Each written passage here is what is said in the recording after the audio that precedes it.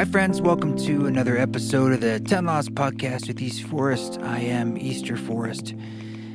Thanks for joining me this week. We have a wonderful conversation with Keith Campbell. Keith is an expert on narcissism. He's a researcher and a teacher and an author, and he wrote a really great book about it. And I heard him on the Joe Rogan podcast, and we were lucky enough to get him over here to go a little bit deeper into it. And he's just a really sweet guy. And I think this is an important subject to dive into because it seems like what role does narcissism play in the world and in our lives, and how can we be aware of it and essentially work with it? So I think you're going to enjoy this conversation very much. Before we get into that, I just want to let you know you can still pre-register for the event this winter in Salt Lake City. We have not set the exact date and location yet, but essentially you're pledging your interest to attend. You can get that back, so to speak. Like once we pick a date and venue, you'll be notified and you can decide whether or not you'd like to officially attend at that point when it's ticketed and goes on sale. But that's at eastforest.org/tour. You can learn more about that East Forest ceremony concert that's going to be live in person with all the COVID protocols we can muster. As you can imagine, it's a very dynamic, moving process right now. So we're just trying to make sure we can do what we want to do and putting all of our ducks in a row. Also, we've got a merch sale going until December 3rd. So I believe when this podcast comes out, I'm recording this on Sunday, and the 3rd is Thursday. Yeah, so it's Community 2020 is the 20% off code at the merch store, also at eastforest.org. So it's a great way there's like some bundles there too that already have savings. So you slap on the discount code, and it's by far the largest savings you'll get all year. And actually, the folks on our mailing list, if you're not on the mailing list yet, they got a little code for 25% off. So it's a good reason to get on the newsletter, which is relatively infrequent, but we try to put out things that you might be interested in and geographical targets for shows and things like that. I'm still in Boulder, but I'm leaving tomorrow to head back north. Going to be up north for the winter, more or less, as far as where I'm basing out of. It's been absolutely beautiful down here, but it's also getting pretty cold. But we have some interesting things coming up in the East Forest world that I'm quite excited to share with you. They've just been in the works in the background, so I feel like it's too soon to tell you all the details. But in the meantime, I hope you're enjoying the Spores record, and thank you for all your support, for everyone who's giving this podcast a review and the ratings on iTunes podcast. You can do that while we're talking here right now. And the messages via info@eastforest.org, and just like the way you guys tag and share stuff and send messages on social media, at East Forest on Instagram and East Forest Music on Facebook and Twitter. So thank you. I really appreciate it, especially in a time of the pandemic. It's a way that helps me feel connected to all of you. So it's not just me talking in a microphone. I used to get to see you more at live shows, which will happen again, and as we're trying to plan one for this winter in Salt Lake City. But it's just a nice way to try to stay connected and be in conversation together as we walk through this really crazy time. The COVID stuff, as you know, it's increasing and increasing, and I'm personally having a hard time with some of my friends. People are in such different universes about this. I tend to take it a bit more seriously, and I have a lot of friends who frankly don't. And it's hard.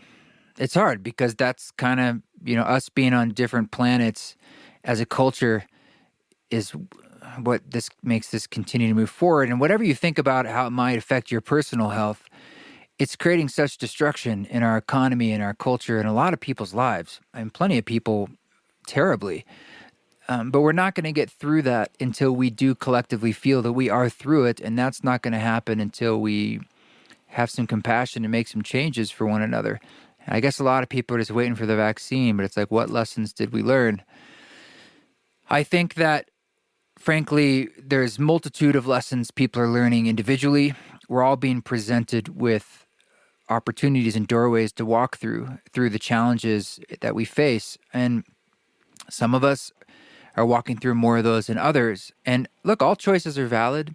So I'm not trying to judge it necessarily from a meta spiritual level. So I trust that like that process is happening, whether or not we feel like there's massive like systemic changes that we wanted to see, perhaps through the way COVID-19 burns down the house in a way. And I'm certainly not inviting collapse.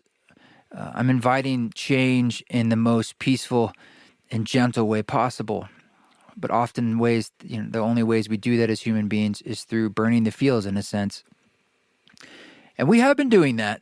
And I'm not looking for things to completely fall apart, and I don't think they will. But I know we're all very frayed along the edges, emotionally, spiritually, and physically, financially, all these different ways.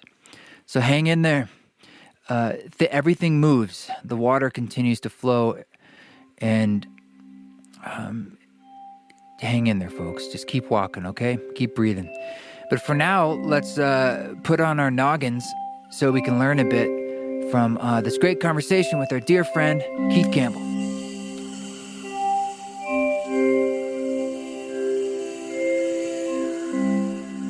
Well, thank you, Keith, so much for joining us. I've been digging into your new book, New Science of Narcissism, and reading through it, and I had some questions that have come up, and I'm hoping we can just kind of dive in. Perfect. That's what I like to do. I know you've been talking about this a lot, but I have a feeling you like talking about it, so that's okay, I hope. I like, when people have questions, I'm happy to answer them, Usually I'm teaching, everyone's looking at their phone, Somebody cares. So, you're right that narcissism is a word that's bandied about a lot these days. And I bet a lot of people, if you ask them like, well, what does it mean to you? They have a broad definition. And one thing that came up by reading your book is that there's these different types of narcissism. But before I get into asking questions about it, I'm realizing that it's probably important and helpful if you can give us a little bit of a description about like what it is, because you also differentiate between sort of like natural narcissism and NPD or the more clinical form. Yeah, exactly. Yeah, so you're right. People use it generally, and they usually mean somebody that's a little self-centered, kind of full of themselves, boastful, maybe a sense of entitlement, and that's accurate. Those are all kind of traits we ascribe to narcissism. But when we talk about it in the research side, we talk about a couple different forms, really three. Yeah. But what you encounter mostly when you're talking to people about narcissism is this grandiose form of narcissism, which is this combination of maybe callousness and a lack of empathy and a sense of entitlement, but also maybe some drive and extroversion and ambition and maybe charisma and likability. So these are characters that you end up working for, go into politics. You see them in performance and entertainment because they're people that are kind of likable and driven, and they're full of themselves, but you put up with it because they're entertaining and they're fun to be around. So that's this more grandiose form of narcissism. And so that's usually what people are talking about. And then there's this other form, which is people who have the same sense of entitlement and think, they should be treated better by the world, but they're a little bit insecure. They have sort of low self-esteem. They're anxious, depressed, and we call this vulnerable narcissism. And there's other terms like thin-skinned or covert or hypersensitive narcissism. And so these are folks that, they fantasize about being great. They fantasize about getting the attention they deserve, but they're a little bit shy to do it. And so they end up maybe talking to their therapist about it, or maybe you see it online a little bit, but you're not really seeing this grandiosity. You're seeing a lot of depression. I mean, that's how it manifests. People are like, I'm depressed. No one pays attention to me. And you go, you want love? No, I really just want people to realize what a great person I am and how awesome I am. Like, but you haven't really done anything. So that's more the vulnerable form. And I should point out, people can have both of aspects of both these traits in their personality. Sure. To make it a little more complicated. And the vulnerable form is what people often will see who are therapists, because these folks will end up in therapy more. And then there's this form of narcissism where it becomes extreme and inflexible. So imagine you're very narcissistic, you're very, you're callous, you lack empathy, you want to be around special, important people, you want people to tell you how much they admire you all the time, so you're attention seeking, you use people as props in your life so you get attention, and it becomes so bad it becomes a disorder. You're like, your marriage falls apart because you can't love your kids. That really extreme and inflexible narcissism is narcissistic personality disorder, or NPD. And that has a lot of grandiosity, but also vulnerability in it as well. So sometimes what happens, people are talking about this clinical form of narcissism, but really that's relatively rare. 1-2% of the population at any time would be diagnosed as NPD. But there are a lot of people who are narcissistic where it kind of messes up their life. But it's not a clinical disorder. It's just a personality. That's what I wanted to get to, is like, I'm not hearing you really say it. I'm guessing you're not saying that narcissism as a thing is inherently pejorative, that it depends, like, and it has this spectrum. And so I want to know, where is the line where it does become an impairment to the world, really? Yeah, and maybe I should be more direct about that. People use narcissism. It's usually a pejorative thing. Like, no one's like, "Hey, Keith, you're such a narcissist." I'm not like, "Great," right. It's usually sweet, vulnerable narcissism. Yeah, right, sweet. It's usually not considered positive. And the reason is because it's interpersonally. If somebody's narcissistic, it means they're kind of selfish and mean, and we don't really like people like that. So it's not something you want to be called. But when you look at it as a trait in the world, like I do, I think of it as a trade-off, that narcissism is really good in some situations. It's really harmful in some situations. And it works at low levels, but if it gets too extreme, it can be a problem. And so I very much see narcissism as existing on a spectrum where we're all kind of in there. And even in life, when you're younger, you're going to be more narcissistic. As you get older, you get kicked around a little bit. Your narcissism goes down. So I see it as something that exists on a spectrum. And this is pretty consistent in the field. It exists on a spectrum, and it's a trade-off where it has benefits in certain contexts, especially in the short term, or in context of power or leadership, and it has a lot of costs. And those costs are usually, borne by other people, or you see them in the long term. So you might be a really narcissistic celebrity and you have this great life and you feel you're awesome, and you die alone, and it sucks because you're suffering and you have no one there. And so I look at these narcissistic individuals and I don't get mad. I'm just like, you're going to suffer later. It's too bad for you. But I see it as a trade-off, if that makes sense. It sounds like you're saying narcissism is a trade-off for sort of like 3D level reality, ground level kind of gains, as opposed to spiritual gains or soul gains, typically. Yes. I mean, if you want to put on that level, it's interesting because, in the sort of the spiritual world, you see lots of narcissistic spiritual leaders. Which is ironic, or maybe it's perfect because it's sort of showing you like the hunger is there. I don't know. The hunger's there, but it's such a great place for people. So if you're an academic, if I do quantitative personality science and you walk in and go, I'm the best at it. I'm like, you're not. You just can't do it. It's like my buddies who are jazz musicians. They'd say you go to New York and they'd make you play Phoenix and B flat double time. And if you couldn't do it, you were out. They can tell who's good or not. You can't fake it. You go into the spiritual world, no one knows. So you're like, I'm an enlightened master. And you're going to convince some people because they're hungry. So there's a lot of flexibility. And when there's flexibility, you get ego. But yeah, I think it can be a real block to spiritual growth. But again, like I'm a yogi and I watch the Netflix show on Bikram, I saw that. Yeah. He's a wonderfully narcissistic character. I mean, I was laughing. Pretty classic, yeah. I mean, I shouldn't laugh because he's kind of seems like a horrible dude too. But so narcissistic, doing the when he was watching people doing the practice in 104 degrees, and he's got his own personal air conditioner. Right. And the Mauna Kea Beach Club towel. That's something no one would pick up, but I did. The Rockefeller Hotel towel. And I mean, and so I'm laughing at this, but this is total narcissism. And he kind of stole the practice from someone who really wasn't that narcissistic. But because he was such a showman, he was able to spread it everywhere. And the truth is, it kind of works. I go do a Bikram series, they just changed the name now. So it's a real trade-off. I can't. So on one hand, I'm like, thanks for that. I really appreciate your series. On the other hand, I'm like, you're kind of a bad guy.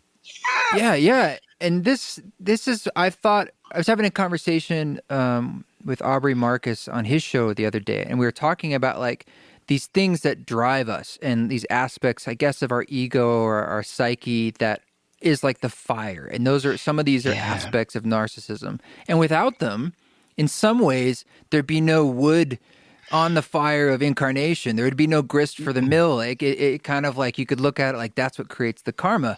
It's like, and so we kind of we don't want to disown these things because maybe narcissism in some ways is playing a role so that we can do things and be motivated. And I didn't know we were going. I should have known by your name we were going to go in this direction. But yeah, so there's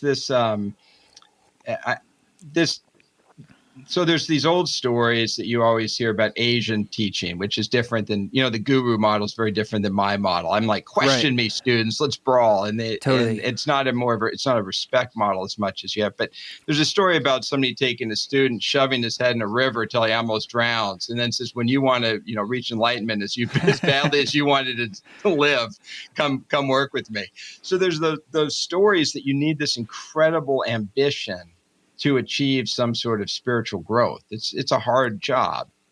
And so there's going to be a lot of ego that goes into that, but the ego is going to be a detriment at some point in the progress because it's going to keep you grounded in yourself. So I don't understand this. I'm a psychologist. I'm not a spiritual kind of guy. Well, you're a yogi. You're an explorer of your inner space. I mean, if anything, I would say because of your interest in psychology and devoting your life to it, it's like you have an inherent interest. I do some work on ayahuasca and stuff. So I hang out with some folks that are working at that more spiritual level. And I like to stay in my own lane and say, look, I understand the psychology very well, but you start opening the third eye. It's a little out of my depth. And like, I have a bunch of maps that are real good for the normal world. In the spiritual world, they fall apart a little bit. So I try to say there's another set of tools up there, and I don't have all those. And it gets really interesting with things like ego, because there's so many spiritual people that are so freaking egotistical. Yes. And then other ones like the Dalai Lama, who are incredibly powerful people, powerful leaders. He's one of the greatest leaders ever in a weird way. Very strong person, but just zero narcissism. Yeah. And it sounds to me like he works about 4 hours a day on kind of reducing his own ego, but keeping his ego strength. And he even talks about the ego as being kind of a duality, that you need it, but you don't need it. It's tough. Do you think there's a role going on with like technology, particularly the iPhone and the smartphone? So the last 10 years, and I looked at things like that wonderful documentary, Social Dilemma on Netflix, which I assume you saw. And I thought it's fascinating. And I personally feel like these things are exacerbating all of these narcissistic tendencies. And a lot of us aren't even realizing what it's doing to our brains. It feels like a problem. Yeah, it is. There's so much in that question. So I watched a little bit of the Social Dilemma, and I know a lot of these Facebook, and I kind of knew about this stuff going on, and so it wasn't really surprising. Yeah. But then when I saw it, I'm like, well, when you put it that way, I guess it really is kind of surprising. So social media seems to be really ripe ground for narcissism. So because you're able to take an image of yourself and project it and fix it before you put it out there, you can kind of sculpt it and edit it and make it work. So when social media started, we started doing research on it right at the beginning because when I first saw it, I'm like, oh my God, this is narcissism. And so you find narcissism spreads in all these networks because they're shallow, they're sort of materialistic, they're surface level. It's not a love network. It's a ego network in a lot of ways. So narcissism spreads and maintained on these networks, but we don't really see that social media is turning people into narcissists. That's what I originally thought, but it seems like a lot of people just get real depressed and turned off by it because, like I do yoga with these influencers. Like if you're a yogi, I'll go in and back before the plague, I'd walk in and these Right. guys would roll in off the beach in Ibiza and they're 6'5" and ripped. And I assume they're influencers. I don't know. They're so attractive.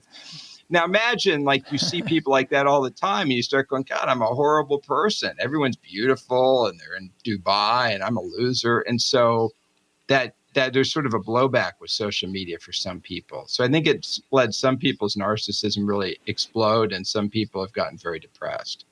But what about the way that narcissism, when it kind of has its own life, it leads to less cooperative behavior? And like something they're talking about in that documentary is about connecting the dots to the polarization that we're seeing and like globally. And so, I mean, that to me seems like a really, really big issue.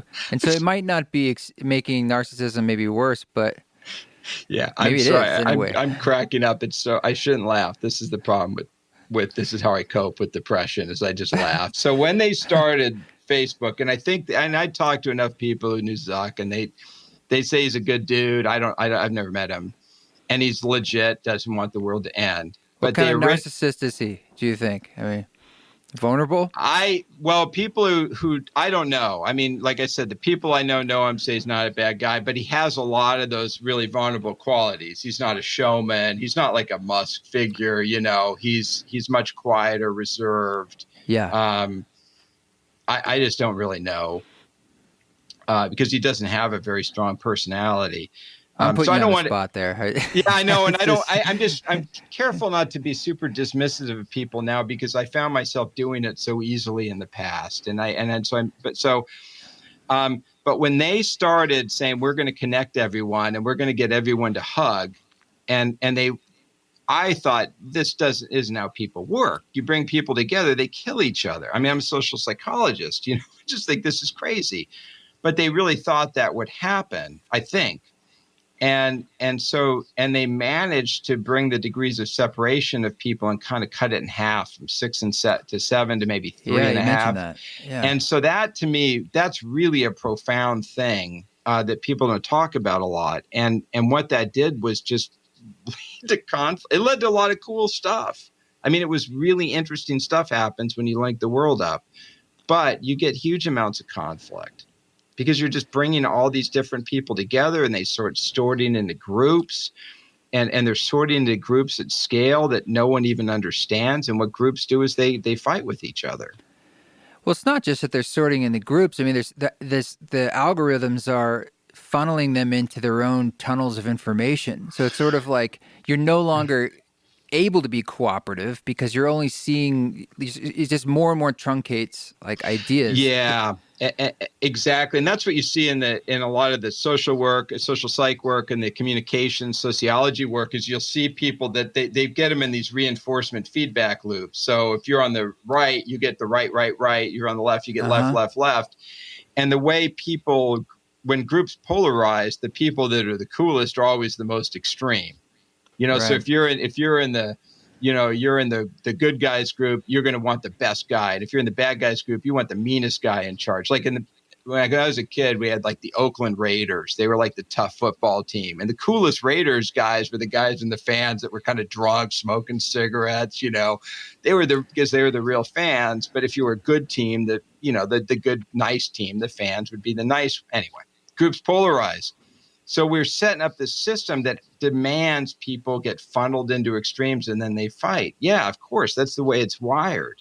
It's terrible. Have you found, though, that if humans generally are exposed to diversity of ideas and people, that actually that leads to like an inherent cooperativeness? No, not at all. No, people, this is old. The tribalism is just built into our genes. Yes. This is classic social psych. So you take people, you can put them into groups very, very easily. I mean, the old days, they'd just say, estimate how many things were in a jar. And if you said this, you give them a number, they go, okay, you're an overestimator, you're in this group.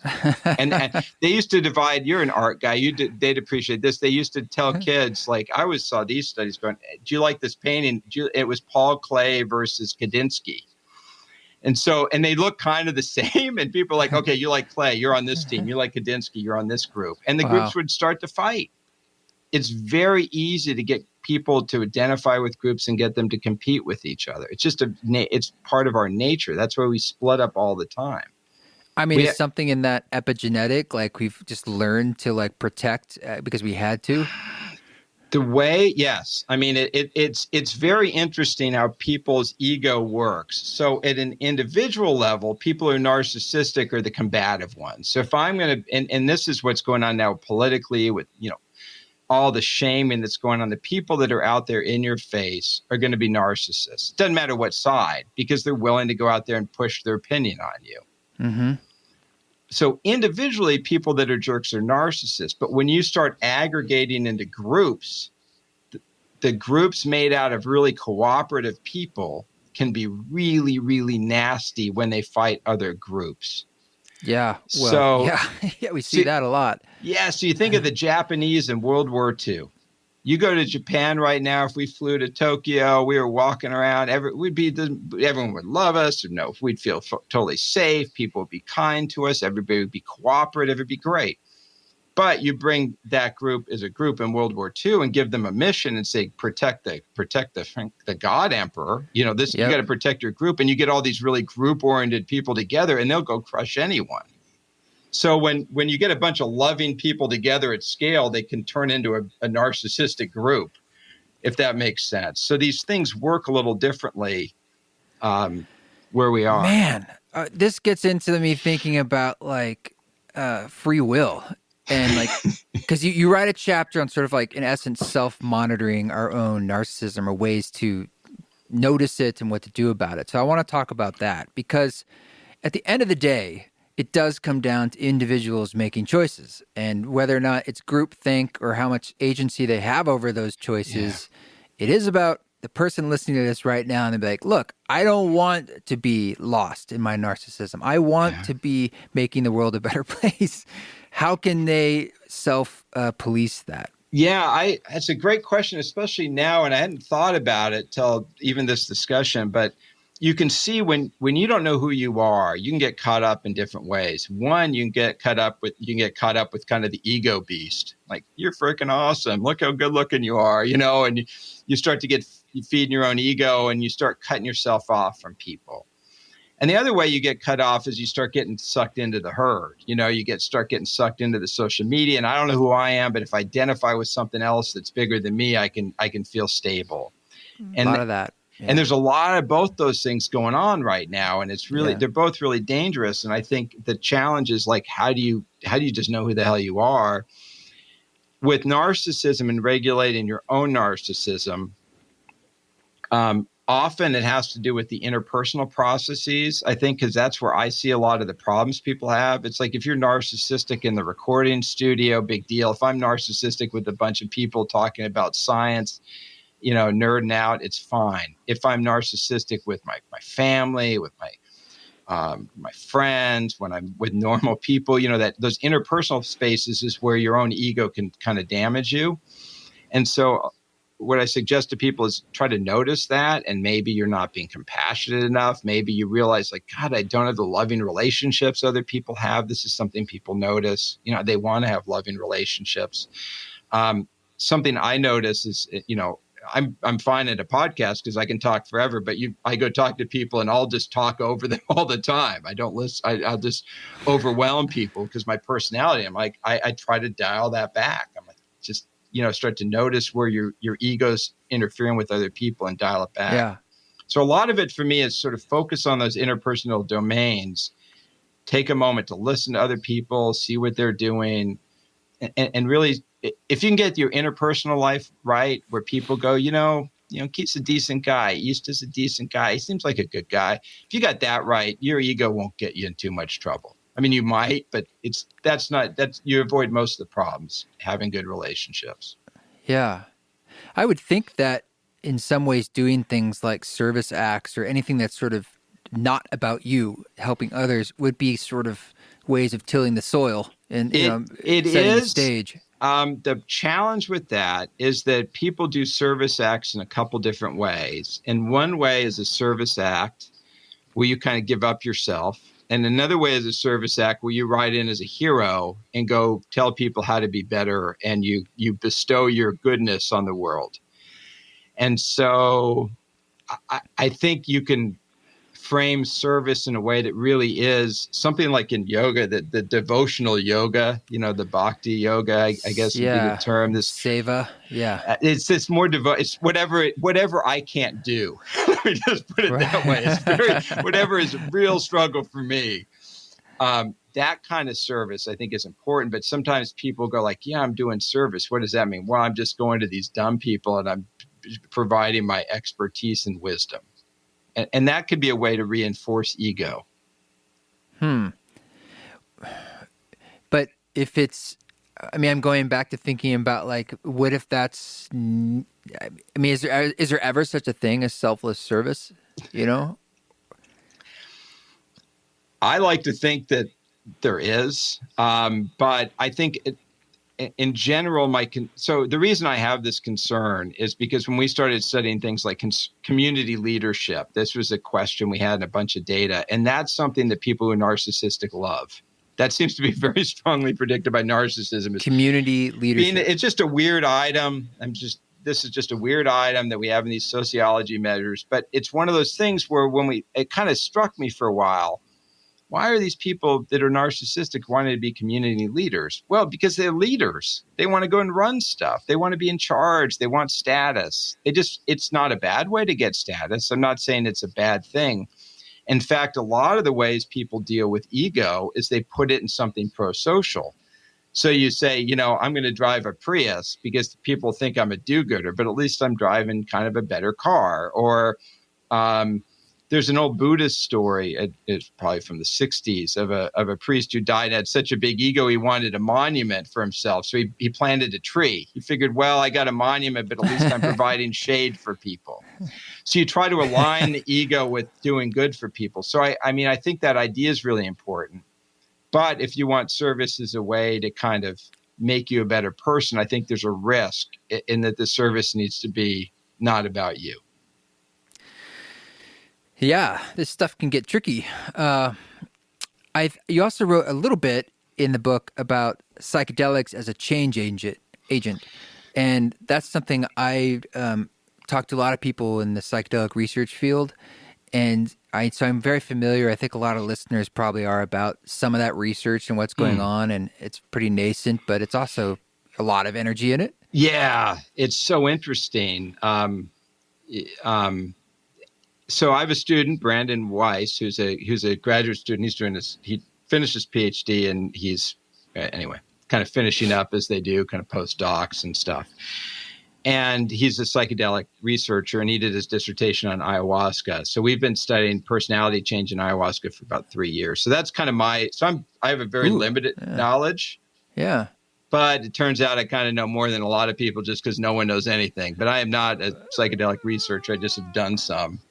And so what we've looked at is the plant medicine, basically studying people who've gone to these centers in Peru and more recently in Costa Rica and done a kind of the classic, week or two of ceremonies, 3 or 4 ceremonies. And what we find in the personality change is that the biggest changes are on traits having to do with neuroticism. So like depression, anxiety, hostility.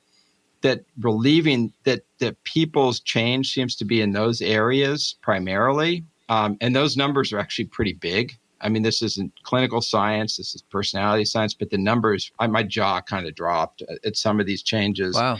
Very positive. And I've talked to, like Kelly at Heroic Hearts and some of these groups that work with vets going down to treat PTSD. And I think the reason why the plant medicines are so important with, so effective with things like PTSD, or maybe that look that way. I shouldn't say they haven't done really good trials, but they look that way. It's because it's helping with this neuroticism piece, this anxiety and this depression and this.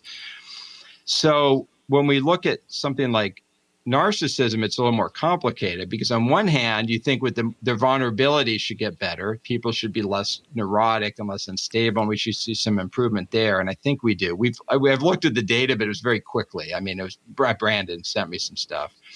But you also see maybe people are going to get more extroverted a little bit. And that might lead to more grandiose narcissism. So I think as a narcissism treatment, I think these plant medicines aren't going to be the right thing. I think they might be for some people. But I think for things like addictions, PTSD, depression, anxiety, yeah. I mean, they're going to be dynamite. Yeah. Narcissism, I keep trying to remind myself that, like, it's not like something you're trying to completely ameliorate, because in a lot of ways, it's like it's a necessary part of our personality in the world to get things moving forward. Like you're saying, if it's a motivation to be more extroverted for someone who wasn't doing anything, I mean, perhaps that's good. Right. Yeah. Right. You get somebody who's kind of shy and they're kind of haven't been doing much. And then now they feel some love for themselves and some peace. And like, I'm going to go out and make some friends. I'm going to go out and make a difference. Well, that takes a little ego to do that. You're not turning people into egomaniacs. Sure. Now, you do find people with psychedelics that get inflated, just like you do with all spiritual stuff. And maybe I've seen this. That. Yeah, the people that but I run into these people. They're like, dude, everything's God. It's all consciousness. I'm just a manifestation of consciousness on this earth. And I'm like, yeah. So, okay, that's great. But they get really inflated with it. Right. And so that's a risk with these psychedelics that, I mean, I don't know how I don't know enough to know how they screen for that, except maybe with bipolar disorder or something. But I do think that's a risk where people can see something really profound and have to share it with everybody. I don't know. What's your experience with that? Because you sounded. Well, I've had a lot of personal experience, and I'm just familiar with the studies, and I know some people involved in the different studies, and I've worked on creating music for some of those. Which I'm happy to talk about. But but I've just seen a lot of people in psychedelic circles that it's a mixed bag. Like on one hand, which is just an interesting anecdote, I would meet a lot of people who are psychiatrists and psychologists doing the work themselves personally. They're fascinated by it. They would say, "Oh, this is like doing 10 years of therapy and a week." It's so intense. I think it was 100 years of psychoanalysis in 10 minutes might have been my pretty line. Much. I mean, it's really humbling at times. Same line, yeah. And so people who love the inner landscape and study it, I think they can be quite fascinated by this. But I also see people who keep coming back over and over and over again, and I sort of just wonder, like, well, the purpose of it seems to be to have these felt experiences and face things and then come back to the world to make whatever sorts. I mean, you're meant to be, we're here. Yeah. This is what we're doing. And so it's sort of like Ram Dass had a line about always getting high, but then you have to come down. And so you want to be on this yo-yo, or eventually you're going to be here. So you're not having to be going up and down all the time. Yeah. And, before enlightenment, chop wood, carry water. After enlightenment, chop wood, carry water. And that's something I talk to a lot of people in these kind of communities, and I find it fascinating. And I've done but my training, I only talk about things as an expert that I'm an expert in, and my training in this is, I mean, I've got my junior shaman's license, it's just ridiculous. It's kind of like my little patch, I'd have no business talking to anyone about it except as the personality side.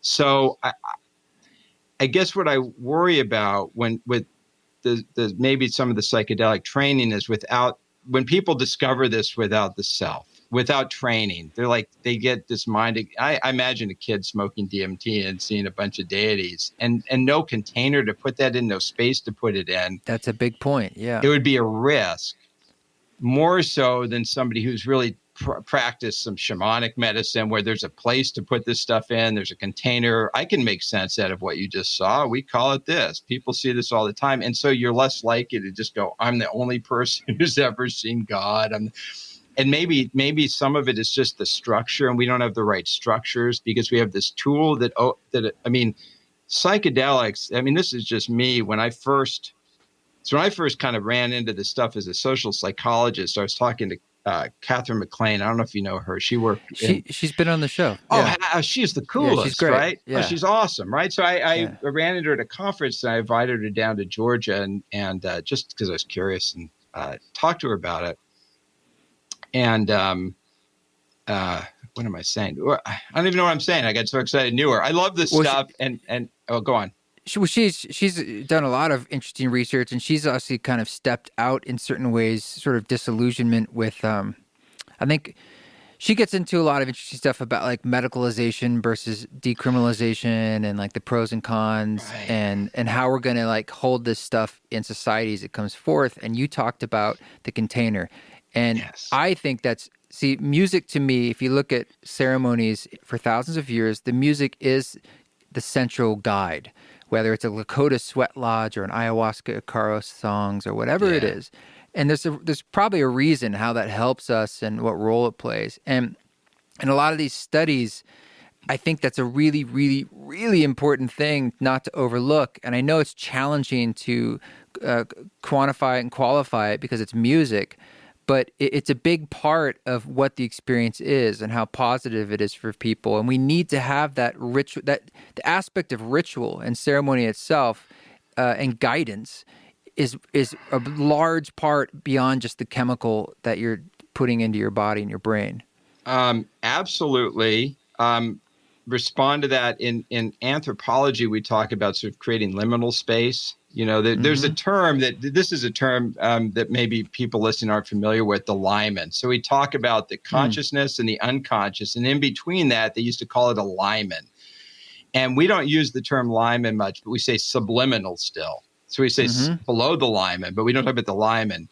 So the idea is there's this threshold between conscious and unconsciousness. And when you activate and you hover right at that threshold, you don't go unconscious like you're dreaming, but you just hover there. It's a state of liminality.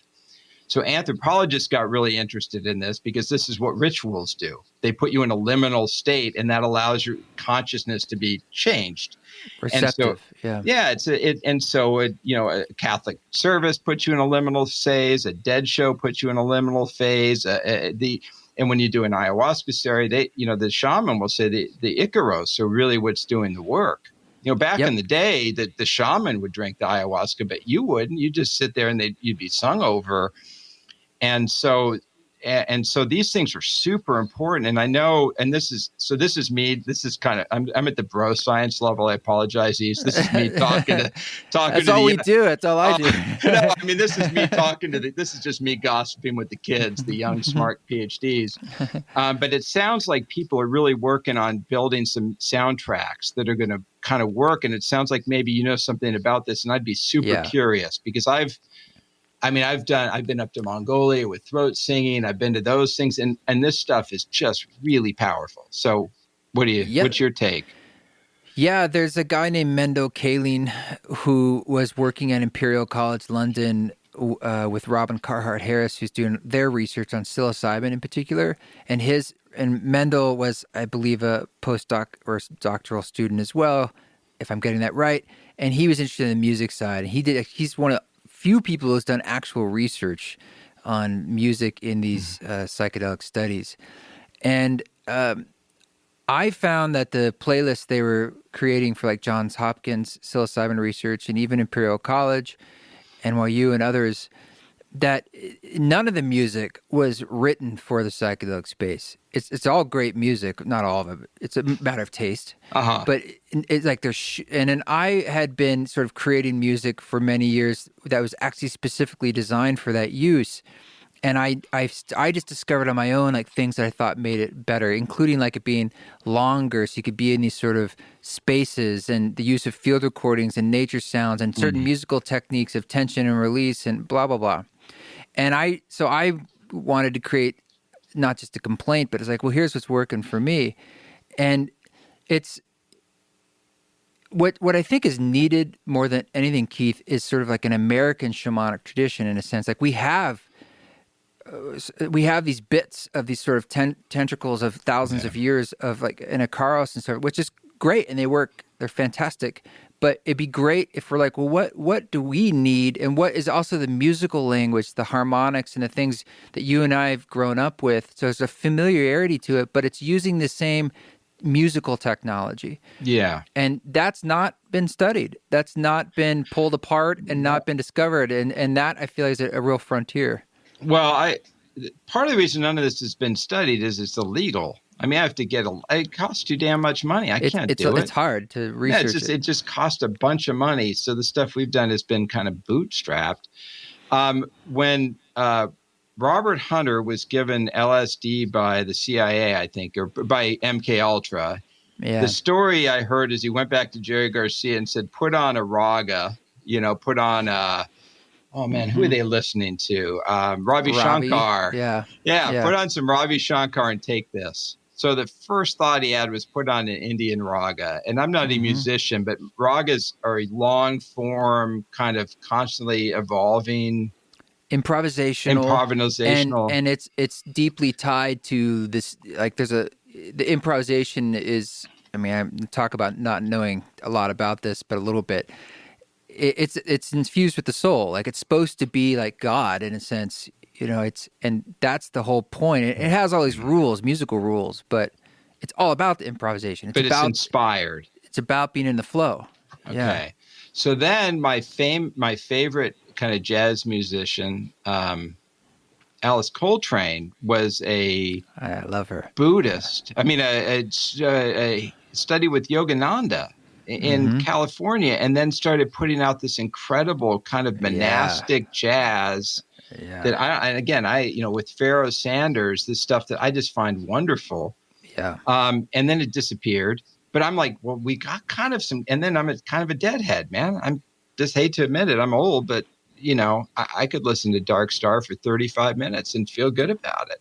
So we have some tradition of that here that we do. But we don't have our own. We're kind of making one, but I don't know. We are making one, but if you look at how it was done inside psychedelic ceremonies, it was very regimented and experimented on for hundreds of years probably. And they came up with the songs, they came up with the way, they came up with the method. And I'm like, for instance, like mushrooms, psilocybin, 99% of people have only used it recreationally. They've never been like created a ceremony around it, and let alone like, oh, this is the way we do it in our people. Right. There's no elders really to be like, here's the method, whether or not you choose to do it. We don't have it. Yeah. And we might have.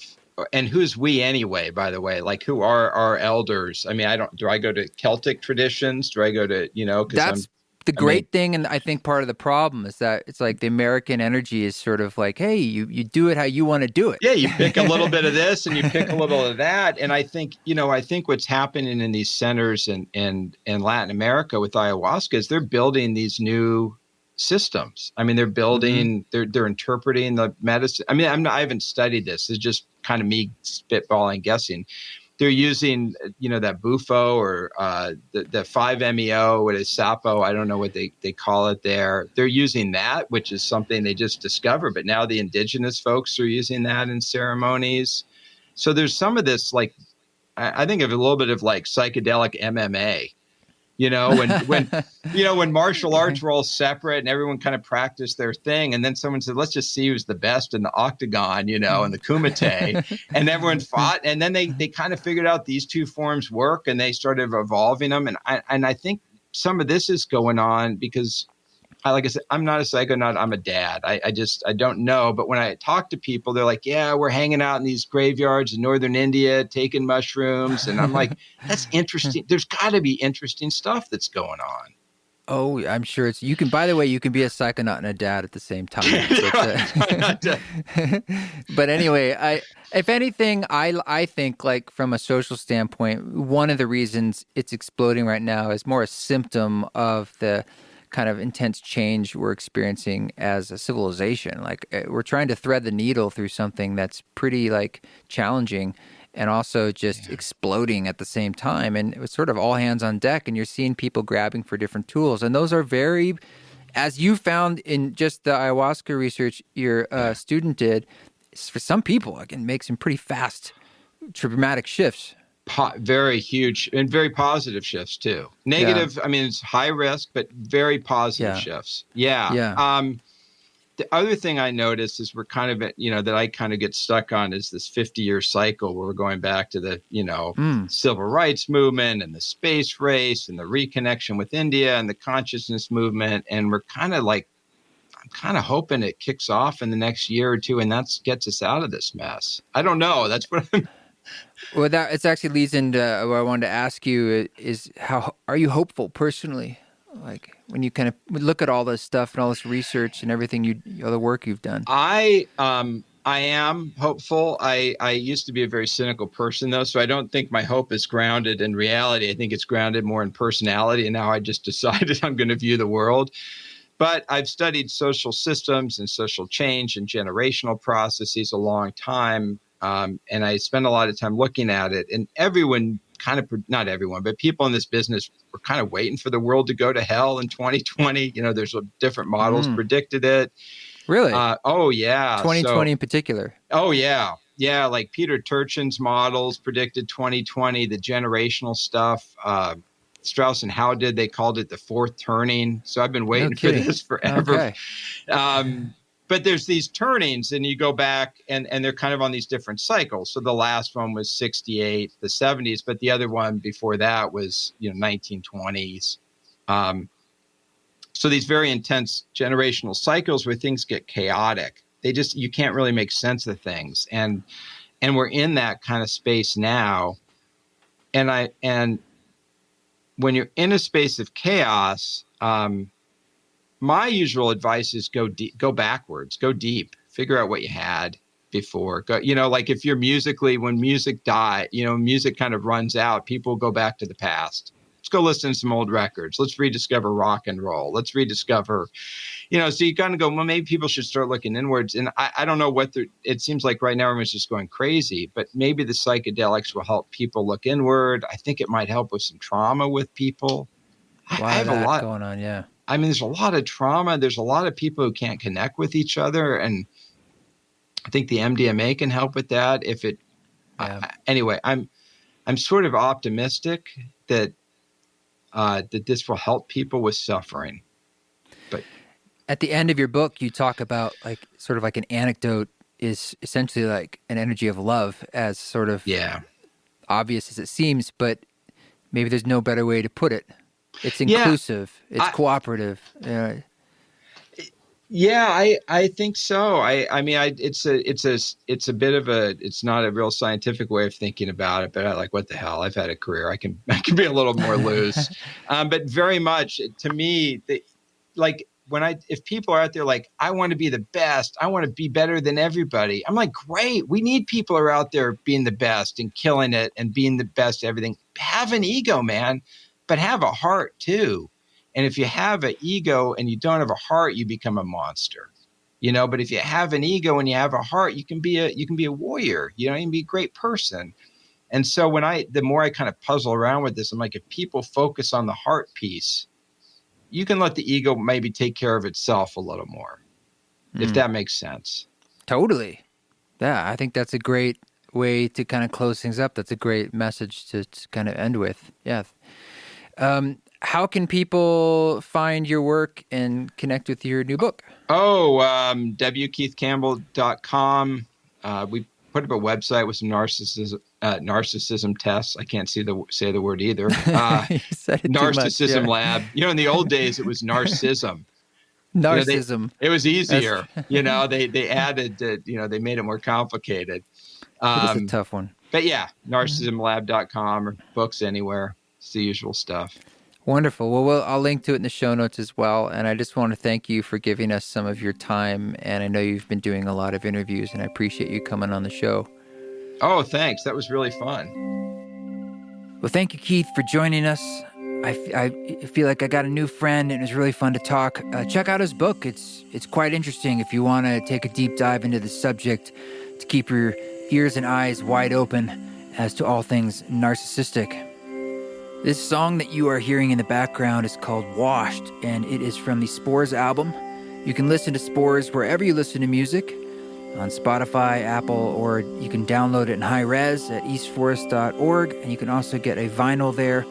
We have that current discount code Community2020 that goes until December 3rd. So there's a vinyl bundle, actually, while supplies last. That's an incredible savings, especially when you add in that code. Thanks for giving the podcast a review, guys. Thanks for sending all your notes of support on social media, at East Forest Instagram, at East Forest Music, Facebook, and thanks for showing your interest in the Salt Lake City Winter Show. All that's at East Forest, so check out .org. Check out if you'd like to learn more information. Okay, guys, hope you had a good Thanksgiving. Hang in there. Things are crazy. You're not. Keep walking your walk. Don't take any shit, but if you do it with grace.